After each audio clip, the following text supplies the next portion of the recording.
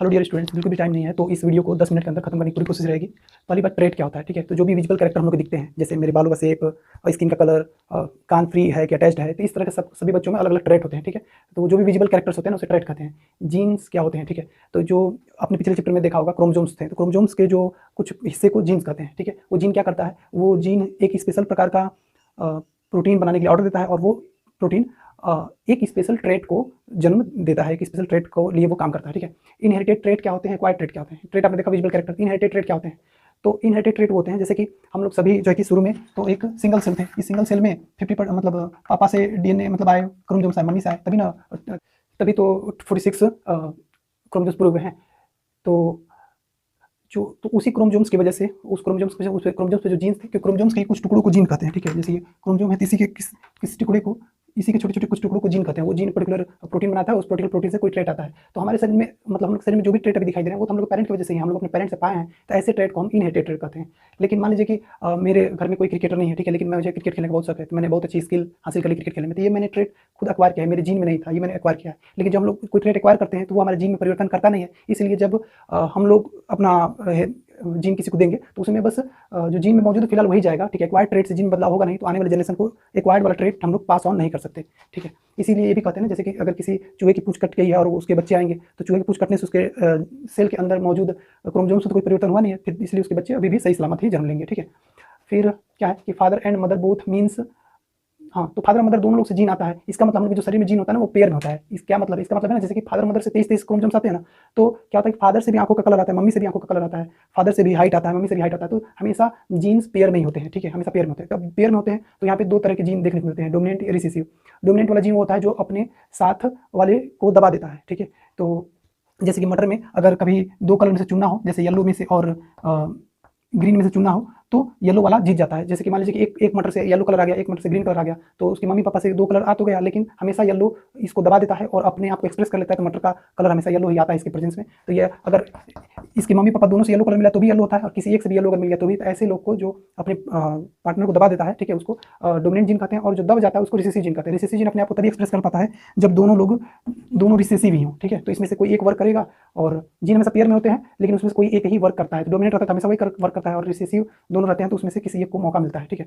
अब देखेंगे हम लोग जीनोटाइप क्या होता है, ठीक है। तो मान लीजिए कोई टॉल है, ठीक है, कोई टॉल है, तो टॉल होने के लिए वो उसके अंदर दो तरह के जीन हो सकते हैं। हो सकता है कि मतलब टॉल होने के लिए दो तरह के जीन हो सकते हैं, मतलब कैपिटल टी स्मॉल टी से भी वो टॉल हो सकता है, ये डोमिनेंट बनाएगा, ठीक है। स्मॉल टी कैपिटल टी से भी हो सकता है, और कैपिटल टी से भी हो सकता है। तो ये जीनोटाइप कहलाएगा टॉल का। टॉल के दिखने में कोई टॉल है, अंदर क्या हो सकता है, अंदर ये भी हो सकता है, उसके अंदर ये भी हो सकता है, उसके अंदर ये भी हो सकता है। तो तीन तरह के जीनोटाइप है। फिनोटाइप किसे कहते हैं, जो हमें विजुअल कैरेक्टर दिखाई दे रही है, फिनोटाइप है, ठीक है। और अगर कोई कहे कि इसको फिनोटाइप में कन्वर्ट कीजिए, तो इसको देख करके तो अगर पता चल जाए अंदर ये है, तो हम कह सकते हैं कि वो हमेशा ऐसा आदमी टॉल ही होगा, ठीक है।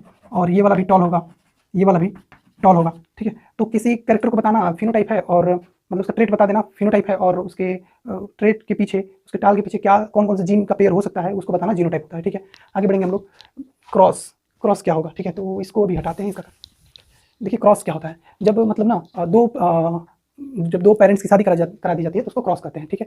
तो मतलब वो लोग जो है कि अब जनसंख्या इंक्रीज कर सकते हैं, तो मतलब वो क्रॉस करा दिया, ठीक है। तो क्रॉस कराया गया तो जो नया जनरेशन आएगा, ठीक है, तो उसको प्रोजनी भी कहते हैं, उन बच्चों को ऑफस्प्रिंग भी कहते हैं, उन बच्चों को फीलियल जनरेशन भी कहते हैं। और पहली बार आए हैं लोग तो फर्स्ट फीलियल जनरेशन है, फिर इन बच्चों के बच्चे आएंगे तो उनको सेकंड फीलियल जनरेशन कहेंगे। फर्स्ट फीलियल जनरेशन का शॉर्ट फॉर्म है F1 जनरेशन, और इन बच्चों के बच्चे आएंगे तो उसको सेकंड फीलियल जनरेशन या F2 जनरेशन कहेंगे। तो ध्यान रखने वाली बात यह है कि जब पेरेंट्स क्रॉस करते हैं, ठीक है, उनकी शादी करा दी जाती है, तो जो बच्चे आते हैं उनको कहते हैं प्रोजनी या ऑफस्प्रिंग या फीलियल जनरेशन कहते हैं, ठीक है। नेक्स्ट क्वेश्चन है, why Mendel chose pea plants. उन्होंने जो एक्सपेरिमेंट किया पी प्लांट पे क्यों किया, तो आप दिमाग सोच सोच के बहुत सारी बातें सोच सकते हैं। पी प्लांट क्या होता है कि ना जल्दी आउटकम दे देते हैं, और मतलब कम ड्यूरेशन के होते हैं, 3 महीने 4 महीने में अपना रिजल्ट दे देते हैं, तो इसलिए। और उनमें कई सारे विजुअल ट्रेट्स थे जो इजीली मतलब नोटिस कर सकते थे, जैसे फूलों का कलर अलग अलग था, प्लांट की हाइट साफ तौर पे छोटे वाले की छोटी रहती थी, बड़े वाले की बड़ी रहती थी, और मटर का जो दाना था अंदर का वो भी येलो और ग्रीन कलर के साफ विजुअल थे, और जो उसके सेप थे उसके दाने के, वो भी एक रिंकल राउंड अलग अलग था, ठीक है। तो इसलिए उनको कई ऐसे बेनिफिट मिल गए। ऐसा किसी और जीव पे करते तो वो नहीं सफल हो पाते, क्योंकि बहुत सारी अदर जीव में ये सारी चीज़ें, कई सारी चीज़ें छुपी हो सकती है। जैसे कि इंसानों में कम से कम प्रोडक्ट आने में, किसी की शादी कराए तो मान लो नेक्स्ट जनरेशन आने में कम से कम साल भर का मतलब टाइम लगेगा, ठीक है। फिर वो भी उनके जो मम्मी पापा खूबियाँ थी वो उसमें पकड़ में आने में बहुत टाइम लग जाएगा। इसमें तो फूलों का कलर है, प्लांट की हाइट है, मटर का कलर है, और उसका शेप है, ये सारी चीज़ें और भी कई चीज़ें हैं, और कम ड्यूरेशन में हो जाता है, इसलिए उन्होंने चूज किया था, ठीक है।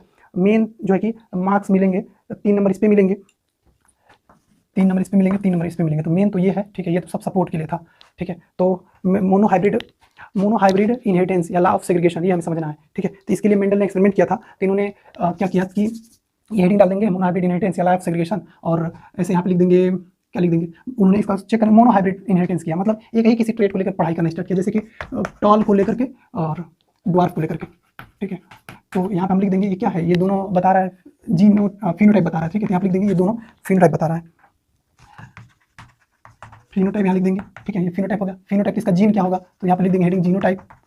इसका जीनोटाइप क्या होगा, टॉल का कैपिटल टी, और उन्होंने जो ड्वार्फ लिया था वो प्योर 100% ड्वार्फ था, उसमें दोनों जीन जो कि स्मॉल थे और वो तो होने ही चाहिए। टाल में एक कैपिटल होता है, एक स्मॉल तो भी काम चल जाता है, लेकिन उन्होंने प्योर कैपिटल टी लिया था, ठीक है। अब ये तो हो गया, ठीक है। अब जानते हैं आपको कि तो ये एक पौधा है जिसके अंदर, तो आप जानते हैं कि कोई पौधा है तो उसके अंदर हर चीज़ पेयर में होगा, ठीक है। हम लोग के अंदर भी हाइट पेयर में है, आंखों का कलर पेयर में, मम्मी के पापा का। लेकिन आप जानते हैं अभी रिप्रोडक्शन चक्र में देखेंगे कि जब भी कोई किसी से क्रॉस कराया जाता है, ठीक है, अगर हम टॉल और ड्वार्फ पे यहाँ पे क्रॉस कराने जा रहे हैं तो इनको स्पर्म बनाना होता है, ठीक है। वो आप पूरा दो जीन अपना नहीं ले जा सकते, नहीं तो टोटल उसके अंदर 4 जीन हो जाएगा, ठीक है। तो आपको बीच बीच में से मतलब अलग अलग होना पड़ेगा, ठीक है। तो यहाँ पे हम बनाएंगे गैमेट कहेंगे उसको, गैमेट। इसका गैमेट बनेगा तो इसका गैमेट बनेगा तो स्पर्म में बढ़ जाएगा, तो एक स्पर्म में कैपिटल टी चला जाएगा, एक में कैपिटल टी चला जाएगा, इसका भी स्पर्म बनेगा, या इसका कहीं एक बनेगा, मान लीजिए ये फीमेल है तो ऐसा करके, ठीक है। अब क्या होगा, हो सकता है कि अब देखिए मैंने आपको बताया था ना रिप्रोडक्शन चैप्टर में कि जो स्ट्रॉन्गर है वही जीतेगा, तो हो सकता है ये स्ट्रॉन्गर हो और ये जाके इसके साथ डिफ्यूज हो जाए, ठीक है, और जाइगोट बना ले। तो इसलिए हम सारी संभावना, हो सकता है ये इसके साथ जाकर जुड़े, या हो सकता है ये स्ट्रॉन्गर हो लेकिन जुड़े इसके साथ जाकर के, ठीक है। लेकिन हो सकता है ये हार जाए, ये जीते और इसके साथ जुड़े, या ये जीते इसके साथ जुड़े। तो ये दोनों जुड़ते हैं तो हो जाएगा कैपिटल टी स्मॉल टी, ये इसके साथ जुड़ता है तो हो जाएगा कैपिटल टी स्मॉल टी, ये इसके साथ जुड़ता है तो हो जाएगा कैपिटल टी स्मॉल टी, ये इसके साथ जुड़ता है तो हो जाएगा कैपिटल टी स्मॉल टी। तो देखिए ये जो हम लोग का रिजल्ट आया है ना, ये हम लोग का कहलाएगा ये तो कहा जाएगा क्रॉस, इन लोग का क्रॉस हो गया, ठीक है। स्पर्म बना करके लोग आपने क्रॉस कर लिए, इन लोग की शादी करा दी गई, ठीक है। तो ये रिजल्ट आया, तो इस रिजल्ट को, ये क्या है, ये रिजल्ट है तो हम लोग का ये F1 जनरेशन का रहेगा, ठीक है। तो हम कहेंगे इसको कि F1 जनरेशन का यह जीनोटाइप है, F1 जनरेशन का यह जीनोटाइप है, ठीक है। इसका फिनोटाइप लिख दीजिएगा, यहाँ पे फिनोटाइप लिख देंगे। तो ये किसा आएगा, टॉल आएगा, ये कैसा आएगा, ये भी टॉल आएगा, कैपिटल टी की वजह से ये भी टॉल आएगा, कैपिटल टी की वजह से ये भी टॉल आएगा, ठीक है। और अब हम लोग को क्या करना होगा कि तो मेंडल तो एक्सपेरिमेंट कर रहे थे ना, तो अभी उनका एक्सपेरिमेंट पूरा नहीं हुआ है। उन्होंने क्या किया, जो F1 जनरेशन का जो रिजल्ट आया है इनको आपस में क्रॉस कराया, सेल्फ इनको क्रॉस कराया, ठीक है ना। तो अभी इसमें हम 2 मटर को ले लेंगे और उनको आपस में क्रॉस कराएंगे, फिर हम किसी नतीजे पहुंचेंगे। अभी ये दिखाई दे रहा है कि पहले राउंड में तो स्मॉल टी का कोई इज्जत ही नहीं हुआ, सभी पौधे टाल हुए। अगर एक टॉल पौधा बोया गया, एक स्मॉल पौधा बोया गया, तो उनका जो रिजल्ट है वो सब टॉल है, ठीक है।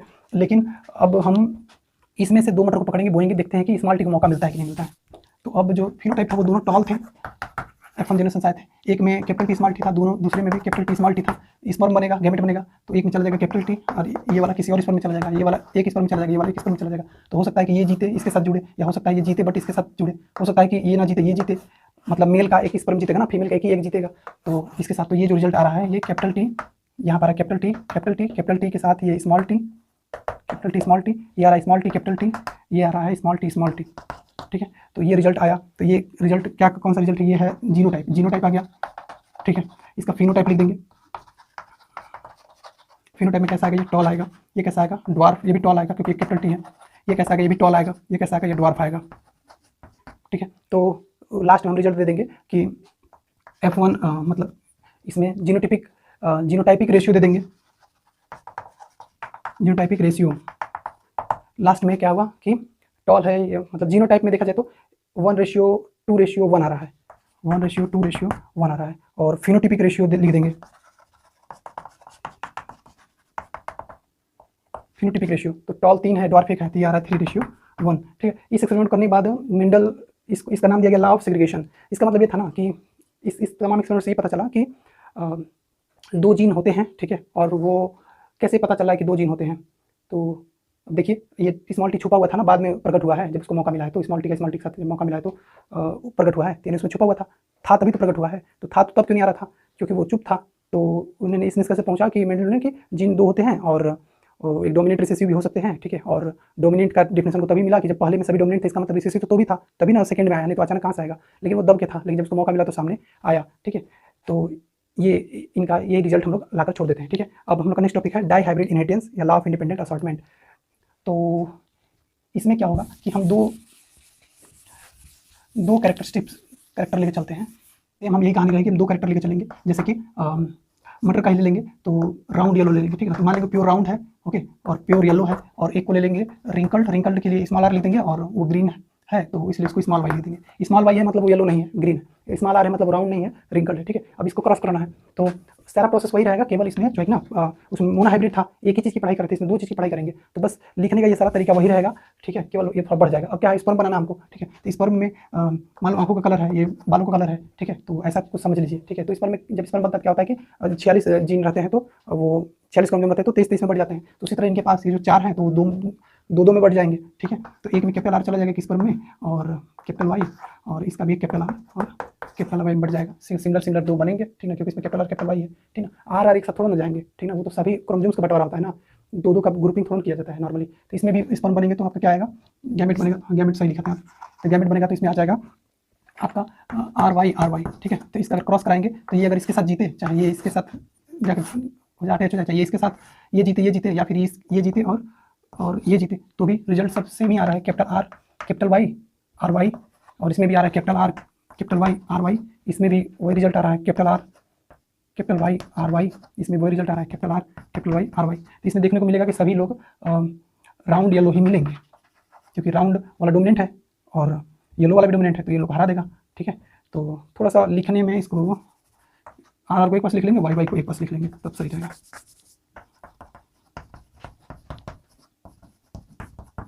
ऐसा बनेगा, ठीक है ना। तो सभी राउंड एंड येलो बनेंगे, सभी लोग राउंड येलो बनेंगे, ये भी ऐसे बनेगा, ये भी राउंड येलो, ये भी राउंड येलो, ठीक है। तो पहली बार में डोमिनेंट हावी रहते हैं, हमने पिछले में देखा था, इसमें भी देखा डोमिनेंट हावी था, इसमें हमें कोई नया रिजल्ट नहीं मिला, बस हमें F1 जनरेशन के बच्चे मिल गए, ठीक है। तो इन बच्चों को क्रॉस कराएंगे तब हमें कुछ नोटिस करने को मिलेगा। भाई देखिए यार, पहले राउंड में हमेशा डोमिनेंट वाली हावी रहती है, तो पहले में हमें कोई कुछ स्टडी करने लायक मटेरियल नहीं मिलता है, ठीक है। तो हम लोग को पहले बच्चों को उठा करके फिर से क्रॉस कराना पड़ता है, 3 बच्चों को फिर से हम क्रॉस कराएंगे।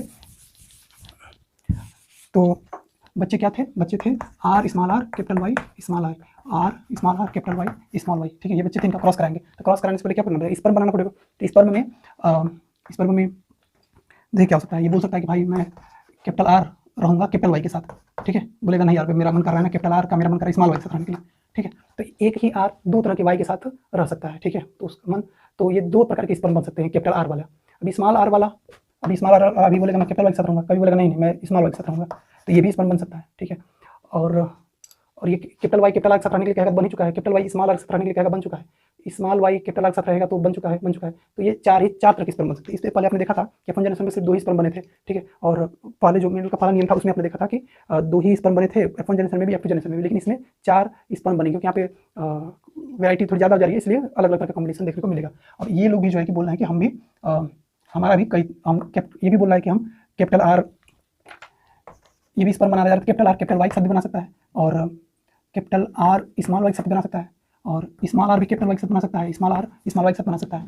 अब ये अगर जीता तो हो सकता है इससे जाकर जुड़े, इससे जाकर जुड़े, या इससे जाकर जुड़े, तो ये 4 तरह का रिजल्ट देगा। फिर हो सकता है ये ना जीते, ये जीते, तो ये भी 4 तरह का रिजल्ट देगा। इसलिए इसमें 4 4 16 रिजल्ट आएंगे। जैसे कि ये दोनों अगर जुड़ गए तो रिजल्ट आएगा हम लोग का ये सा कैपिटल आर कैपिटल वाई, ठीक है। और ये इसके साथ जुड़ गया, तो ये इसको मिलाकर यहाँ लिख देंगे, ठीक है। कैपिटल आर, इसमें कैपिटल वाई है लेकिन स्मॉल वाई, ठीक है। ऐसे इसके नीचे उसका रिजल्ट और इसका ऐसे लिख देंगे, टोटल टेबल तैयार हो जाएगा। फिर इसका जीनोटाइप फिनोटाइप लिख देंगे। यहाँ पे देखने को ये मिलेगा ना कि इसमें कुछ लोग ऐसे होंगे, जैसे आपने देखा शुरू में क्या कहानी थी, शुरू में कहानी ये थी कि राउंड और येलो एक साथ थे, ठीक है, और रिंकल्ड और ग्रीन एक साथ थे, ठीक है। लेकिन इसमें ये पता चलेगा आपको कि कुछ ऐसे प्रोडक्ट आएंगे जो राउंड तो होंगे लेकिन येलो नहीं होंगे, ठीक है। कुछ ऐसे आएंगे रिंकल्ड होंगे फिर भी वो येलो कलर के होंगे, ठीक है। तो इसका मतलब ना, इससे ये पता चला कि लॉ ऑफ इंडिपेंडेंट असॉर्टमेंट है, मतलब कि ये इनकी बपौती नहीं है कि ये जहाँ राउंड जाएंगे वहाँ येलो खींच ले चले जाएंगे, ठीक है।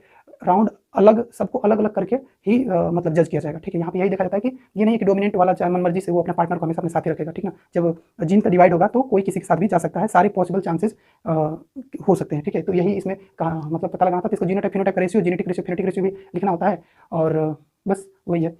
लास्ट टॉपिक है variation. Law of independent assortment ये था ना कि मतलब राउंड और रिंकल का अलग से हिसाब किताब होगा, ठीक है, हेड टेल होगा, और रिंकल्ड और मतलब ग्रीन येलो का अलग से होगा, और राउंड रिंकल का अलग से होगा, ठीक है। ये कोई जरूरी नहीं कि जहाँ राउंड जाएगा वहीं पे हमेशा मतलब येलो भी जाएगा, ठीक है। तो यही था इंडिपेंडेंट असॉर्टमेंट होगा, मतलब छटैया सबकी एकदम अलग अलग हिसाब से होगी, ठीक है। इसका मतलब यह है कि जैसे कि ये नहीं है कि मान लो कि मेरे पापा का अगर सेना में कुछ पद पे हो गया है तो मुझे आर्मी में जाना हो तो मेरा बिना टेस्ट लिए मुझे कर देंगे लोग, नहीं। वो पापा को अगर कोई मान लीजिए जनरल का रैंक मिल रहा है तो उनको उनकी क्वालिटी के हिसाब से जज किया जाएगा। मुझे अगर आर्मी में जाना है तो मुझे उस हिसाब से जज किया जाएगा। सबका अलग अलग जजमेंट होगा, ऐसा ही कहना है इसका, ठीक है। लास्ट टॉपिक है वेरिएशन, ठीक है। लास्ट टॉपिक है वेरिएशन, ओके। तो वेरिएशन क्या कहता है, तो देखिए क्या है ना कि हम सभी लोग शुरू में एक सिंगल सेल, ठीक है, हम शुरू में सभी लोग सिंगल सेल थे, ठीक है। एक प्लांट भी शुरू में एक सिंगल सेल होता है, ठीक है। फिर क्या होता है कि कई सेल बनता है, ठीक है। वो बाइनरी फिशन करता जाता है 1 से 2, 2 से 4, 4 से 8, धीरे धीरे पूरा पेड़ बन जाता है, ठीक है। तो कहा जाता है ना कि जो ये प्लांट होते हैं जिसमें 2 पैरेंट की जरूरत नहीं होती है, सेक्सुअली प्रोडक्शन होता है, तो उसमें वेरिएशन कम देखने को मिलता है, और हम ह्यूमन बींग्स में सेक्सुअली रिप्रोड्यूसिंग वाले में वेरिएशन ज़्यादा देखने को मिलता है। देखिए ऐसा कारण क्या है इसका? कारण ये है कि जब 1 से 2, 2 से 4 होता है, तो उस समय सेल जब 2 सेल बनाने होते हैं ना, तो डीएनए मटेरियल जो है, मतलब जो क्रोमोसोम्स है ना, उसको कॉपी करना होता है, ठीक है। तो कॉपी करते हैं तो वो जो प्रोसेस है, उस प्रोसेस का नाम है बायोकेमिकल प्रोसेस। बायोकेमिकल प्रोसेस, उस प्रोसेस का नाम है बायोकेमिकल प्रोसेस, जिस प्रोसेस से ये कॉपी होता है, ठीक है। फिर कहा जाता है कि इट इज़ नॉट 100% एक्यूरेट, ये 100% एक्यूरेट नहीं होता है। इसका मतलब जब कॉपी करेंगे एक सेल से दूसरे सेल, 1 से 2 बनाएंगे, तो वो जरूर थोड़ा सा अंतर लिए होंगे, लेकिन बहुत ज़्यादा नहीं, बिल्कुल मामूली सा, नेग्लिजिबल के बराबर, ठीक है। तो कॉपी करेंगे तो थोड़ा थोड़ा अंतर आएगा, इसीलिए जो पेरेंट था जिसका एक सिंगल सेल था, उस सिंगल सेल से कॉपी करके हम बनाए हैं, फिर भी उसी जैसा तो दिखेगा, लेकिन जरूर मामूली सा अंतर होता है हर बार कॉपी में, क्योंकि बायोकेमिकल प्रोसेस से कॉपी होता है और वो 100% एक्यूरेट प्रोसेस नहीं है, क्योंकि भाई हर समय थोड़ा सा टेम्परेचर घट बढ़ गया तो कोई भी केमिकल प्रोसेस या बायोलॉजिकल प्रोसेस में थोड़ा बहुत उतार चढ़ाव होता रहता है, ठीक है। तो लेकिन कहा जाता है, देखिए तो वेरिएशन तो इसमें भी हो रहा है, हम इंसानों में भी, हम लोग भी एक सिंगल सेल थे और बढ़ते बढ़ते आज हम लोग पास मिलियन ट्रिलियन सब सेल हो गए। हम लोग भी जब कॉपी हुई थी 1 सेल से 2 सेल, 2 सेल से 4 सेल, तो कॉपी में थोड़ी बहुत गड़बड़ियाँ हुई थी, क्योंकि हम लोग बायोकेमिकल प्रोसेस से कॉपी हुए, वो भी 100% नॉट एक्यूरेट था, ठीक है। यानी ये भी सेम टू सेम यही कहानी है, ठीक है। तो यही कहानी है, बट कहते हैं कि जो सेक्सुअल रिप्रोडक्शन वाले होते हैं, ठीक ना, उसमें ज़्यादा वेरिएशन देखने को मिलता है। तो ऐसा क्यों है? क्योंकि देखिए ये कॉपी हो रहा है, ठीक है, तो ये कॉपी हो रहा है, ठीक है, तो इसमें वेरिएशन हो ही रहा है, ठीक है। अब इस बंदे की जिसके साथ शादी होगी, जिसके साथ इसको क्रॉस कराया जाएगा, ठीक है, वो भी कॉपी कर करके वेरिएशन ला रहा है, ठीक है। अब इसका वेरिएशन जब दोनों का, मतलब स्पर्म और एग जब क्रॉस करेगा, मतलब 46 क्रोमोसोम्स तो है, लेकिन जब 23 लोग देंगे, ठीक है, 23 देंगे जब, ठीक है, तो दोनों मिलेगा, डिफ्यूज कर गया, ठीक है, तो वो जो नया सेल बनेगा, ठीक है, उसमें देखिए ये पापा के जुटाए हुए सारे क्रोमोसोम, जो सारे वेरिएशन थे, और मम्मी के जुटाए गए सारे बायोकेमिकल प्रोसेस की वजह से जो वेरिएशन आया था, ठीक है ना, वो दोनों को एक ही में मिला दिया जाता है, ठीक है। एक अचानक इसको जन्म के समय ही बहुत ज़्यादा वेरिएशन थमा दिया जाता है, इसीलिए ह्यूमन बींग में वेरिएशंस और जो सेक्सुअली प्रोडक्शन करते हैं, जहाँ पे गैमेट फॉर्मेशन होता है, वहाँ पे वेरिएशन ज़्यादा देखने को मिलता है। अब ये क्या करेगा? ये बेचारा तो बस सेल को कॉपी कर रहा है, एक ही बार, ये जो एक बार जितना वेरिएशन ला रहा है, हम लोग में क्या होता है कि पापा का वेरिएशन स्पर्म के रूप में और मम्मी का वेरिएशन एक के रूप में, हम लोग एक ही बार डबल वेरिएशन थमा दिया जाता है, ठीक है। तो इसलिए हम लोग में वेरिएशन ज़्यादा होते हैं। अब बात करते हैं कि वेरिएशन अच्छा होता है कि बुरा होता है। वेरिएशन अच्छा होता है, बुरा होता है। तो देखिए वेरिएशन से कहा जाता है कि इंडिविजुअल को फायदा हो चाहे ना हो, इंडिविजुअल को फायदा हो या ना हो, लेकिन स्पीसीज को जरूर फायदा होता है। मतलब हम लोग में वेरिएशन आ रहा है, तो हो सकता है कि जैसे मान लीजिए कि कोई कीट, कोई पत्ता खाने वाला कोई ऐसा है जानवर, ठीक है, तो वो लोग में सेक्सुअल रिप्रोडक्शन कर रहे हैं, ठीक है, तो मान लीजिए वेरिएशन से उनका कलर, वो लाल कलर के थे, उनको कौवे वगैरह देख जाते थे, खा लेते थे, ठीक है, लेकिन वेरिएशन कैसे हो सकता है? मान लीजिए कभी ऐसा हुआ कि इसका कलर ग्रीन कलर का हो गया, ठीक है, तो ग्रीन कलर का हो गया, ठीक है। तो जैसे देखिए ना, मान लीजिए कि ये लोग ब्लू कलर के थे, ठीक है, मान लीजिए लोग ब्लू कलर के थे, तो कौवे इन लोग को देख लेते थे, ठीक है, तो सेक्सुअली प्रोडक्शन कर देते थे। कभी क्या हुआ कि ये कुछ बंदे वेरिएशन की वजह से रेड कलर में बदल गए, ठीक है, तो ये वेरिएशन इसकी जान ले लिया, ठीक है, जान ले लिया। तो यही करें, वेरिएशन ने इसकी जान ले ली, लेकिन ऐसा ही चलता रहा तो कभी हो सकता है कि अच्छा वेरिएशन भी देखने को मिल जाए, कोई बीटल ऐसा भी मिल सकता है जो ग्रीन कलर का हो जाए, ठीक है, तो वो ग्रीन कलर, तो वो इंडिविजुअल को भी फायदा कर दिया, वो उसकी भी जान जल्दी नहीं जाएगी, और ये ग्रीन कलर के बच्चों को जब जन्म देगा तो इनकी स्पीसीज, इसकी जो प्रजाति है, ये धरती पे बहुत समय तक रहेगी। इसको तो कौवे खा जाएंगे, इसको भी खा जाएंगे, भी चमक रहा है दूर से, लेकिन ये बचा रहेगा, तो ये बीटल की जो प्रजाति इस धरती पे वो बनाए रखेगा, ठीक है। इसलिए कहा जाता है कि वेरिएशन इंडिविजुअल के लिए तो अच्छा हो भी सकता है, नहीं भी हो सकता है, ठीक है, लेकिन वेरिएशन कम से कम हो तो रहा है, तो कम से कम उम्मीद तो है ना कभी अच्छा भी हो सकता है। इसलिए उस स्पीसीज इसी उम्मीद से है कि कभी अच्छा हो गया तो हम लोग की स्पीसीज इस दुनिया में बहुत अच्छे से सर्वाइव कर पाएगी, ठीक है। तो स्पीसीज के सर्वाइवल के लिए ठीक होता है, ठीक है, क्योंकि नए जो चेंजेस आते हैं वो अगर एनवायरमेंट के हिसाब से मुताबिक होते हैं तो वो स्पीसीज ज़्यादा दिनों तक चलती है, ठीक है। फिर वेरिएशन आएगा और कुछ हो जाएगा तो और दिनों तक उसके चांसेस हो जाएंगे चलने के लिए, ठीक है। एक ये इसमें एक क्वेश्चन आता है कि डीएनए कॉपी जो है कि एग्जैक्ट, मतलब क्या डीएनए कॉपी एग्जैक्ट होती है? तो अभी मैंने आपको समझाया कि डीएनए कॉपी एग्जैक्ट नहीं होता है, क्योंकि बायोकेमिकल प्रोसेस होता है, वो हमेशा टेम्परेचर, प्रेशर, हर चीज़ पे थोड़ा बहुत वेरी करता रहता है, इसलिए हर नया जो सेल आता है पिछले सेल से बनता है, वो पिछले सेल से जरा सा अंतर रहता है, बिल्कुल मामूली सा, जैसे 0.00000001% टाइप का, ठीक है, बहुत कम, उतना भी नहीं पता चलता है, ठीक है। इसी के साथ इस वीडियो करते हैं अंत। All the very best.